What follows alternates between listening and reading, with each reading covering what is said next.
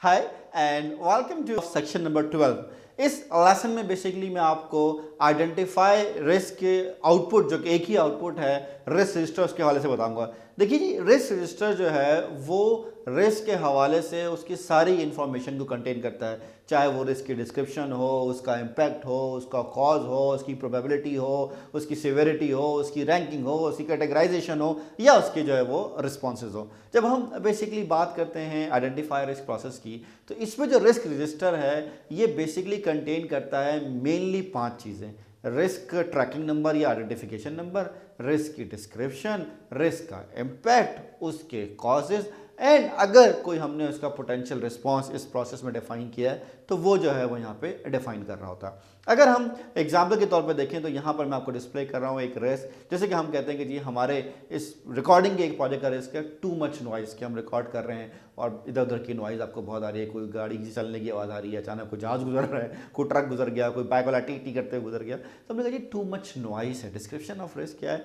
Too much noise. Impact क्या है? हाँ, दोबारा रिकॉर्डिंग करनी पड़ेगी।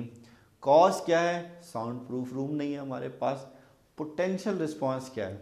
हम लोग रात को 9 बजे से लेकर सुबह 3 बजे तक रिकॉर्डिंग कर रहे होते हैं। इस वक्त भी मेरे ख्याल से रात के 1:30 बज रहे हैं। क्या बज रहा है भाई एग्जैक्टली? 1:30, हाँ 1:30 बज रहे हैं। ठीक है, रात के 1:30 बज रहे हैं और हम रिकॉर्डिंग करें just to avoid the noise from outside.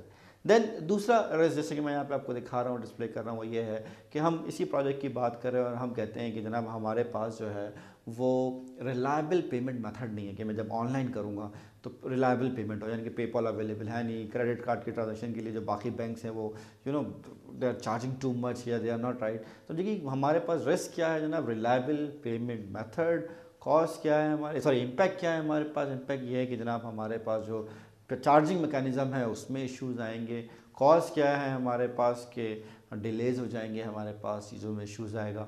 और फाइनली रिस्पॉन्स क्या है कि हम बैंक ट्रांसफ़र्स के ज़रिए जो है आप लोगों से पैसे लेने। Although I am very hopeful कि by the time everything will be up and running, तो हम जो है वो बेसिकली ये मसला भी जो है वो सॉल्व कर सकेंगे।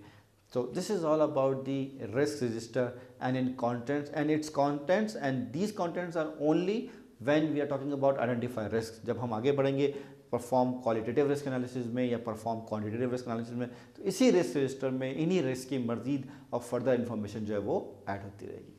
Thank you.